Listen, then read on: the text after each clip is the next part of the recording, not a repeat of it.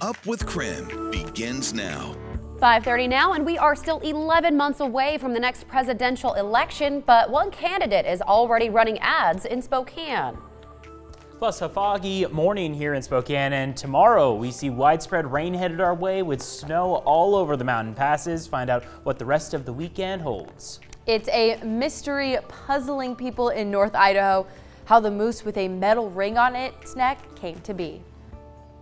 5:31 now, and welcome back to Up with KREM on our Friday morning. Happy Payday Friday for some of you watching this morning. That's always a nice ring to it, right? That's right, exactly. The best kind of Friday. It's a little oomph for the end of the week, right? Especially for the holidays coming up too. I know that's a tricky time for a lot of folks. So that's right.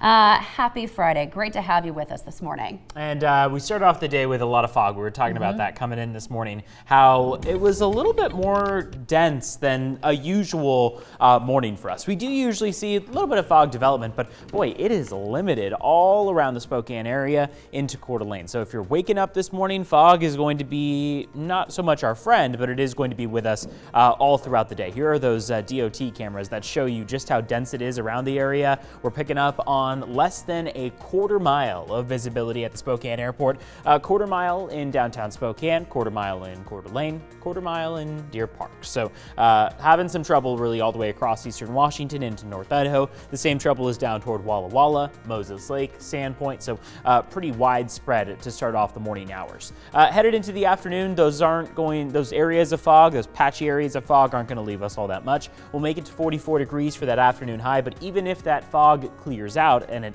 evaporates, we're still going to hang out with clouds above those low clouds. So all in all, a cloudy day. We told you on Monday this wasn't going to be the week for sun to come out.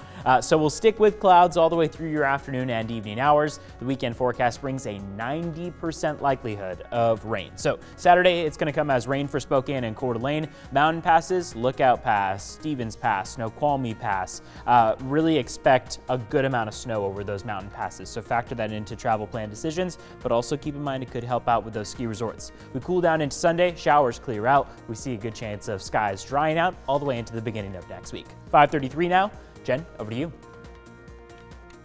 Evan, thank you. Experts found higher than normal amounts of lead in water in Rathdrum. This is according to the city's Public Works Department.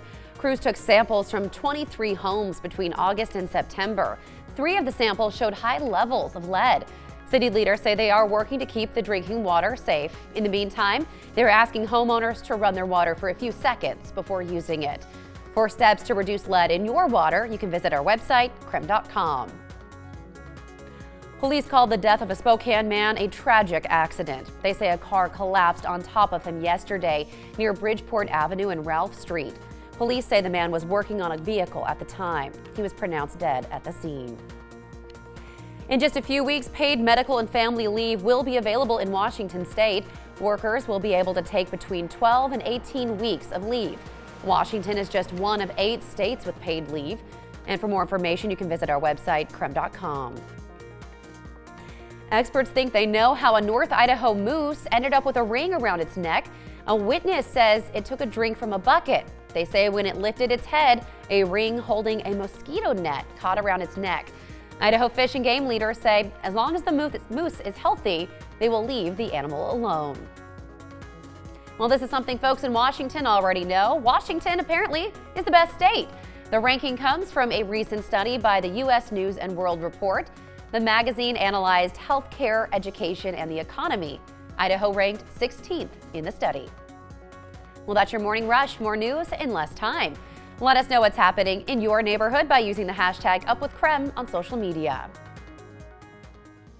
Well, you might have seen these ads recently. They are for Michael Bloomberg. The billionaire and former New York City mayor is running for president, trying to earn the Democratic nomination. In a rare move, Bloomberg purchased TV ads across the country months before the vote. Well, we looked into that move. Well, it's incredibly rare, guys, and here's a good metric of it. I talked with our sales director here at KREM, and she said in 20 years, with just one exception, no presidential candidate has ever purchased ads in Spokane. That exception when Bernie Sanders visited Spokane in 2016. For that, he bought some spots advertising his rally. Outside of that, Bloomberg is a first. Some fast facts for you. He's dropped roughly $200,000 on ads in Spokane and about $40 million nationwide.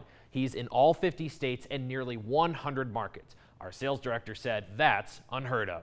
So why is Bloomberg breaking precedent and buying ads in Spokane? A few reasons. One, he can.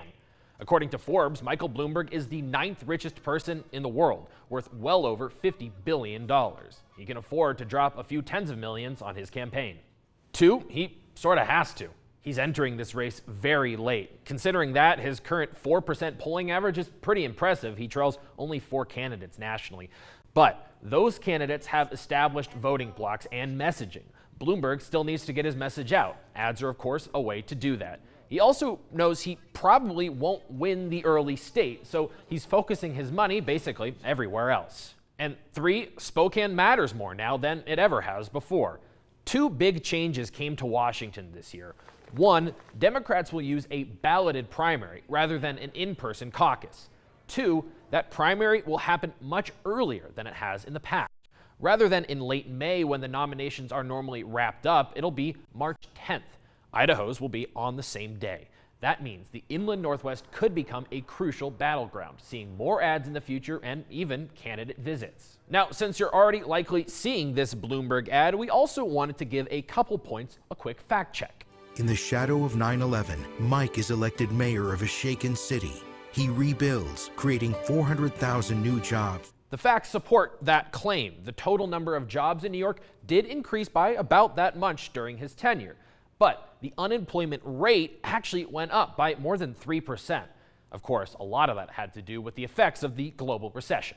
And raising teacher pay and graduation rates. Graduation rates are pretty easy to verify, and that claim checks out. Barely half of high schoolers graduated when Bloomberg first took office. That figure was more like 3/4 after he left. Teacher pay is mostly true. When he first took office, he reached an agreement with teachers that significantly increased salaries. But later in his tenure, following the recession, he often fought with teachers' unions who wanted more reliable raises. One other thing, those ads, of course, omit some of Bloomberg's biggest controversies as mayor. Now, those include the stop and frisk policy, which disproportionately affected people of color, and that's something he's recently apologized for. Anyway, although this is among the first presidential candidate ads Spokane has ever seen, it's unlikely to be the last, unless one of the Democrats wraps up the nomination very soon. Casey Decker, KREM 2 News. Thank you, Casey. Well, it's time for your speed feed stories you'll see on social media this morning. Well, take a look at this video making its way to a news feed near you. Okay, listen closely. All right, well, you just heard a tabby cat speak in a southern accent. We'll play it for you again. He's gonna say, well, hi. That's what the internet is hearing coming from this cat. We'll be really quiet so you can hear one more time. So this video racked up nearly 500,000 views on Instagram this week and 1.4 million on the TikTok platform.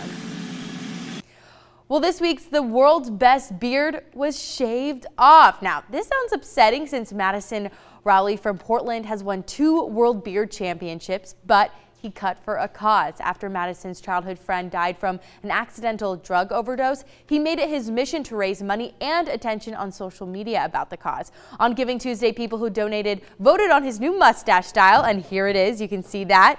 He went with the Hungarian style and raised over $7,000. A Southern Korea Papa John's debuted an American pizza and decided to put a full hot dog on every slice. Now, according to ChewBomb.com, it comes topped with chili salsa sauce, mozzarella cheese, onions, Dijon mustard sauce, pickle, relish, and parsley. So, okay, is this an American pizza? Jen's face says no.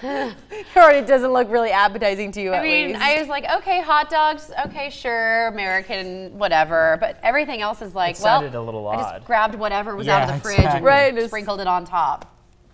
Pretty much. And I prefer to chop up the sausage, maybe little bits of sausage as opposed to the full links.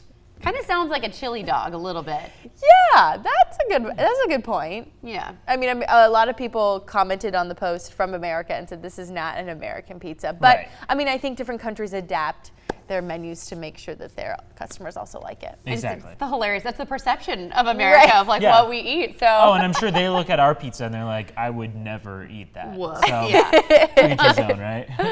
All right, it is 5:40 now on our Friday morning. Still ahead, 5G is coming to the inland Northwest. How will impact more than just phones? That story in the next 8 minutes. And a new claim says Facebook only passes along 15% of donations made to charities. In our next half hour, our Verify team tells us if it is true or not.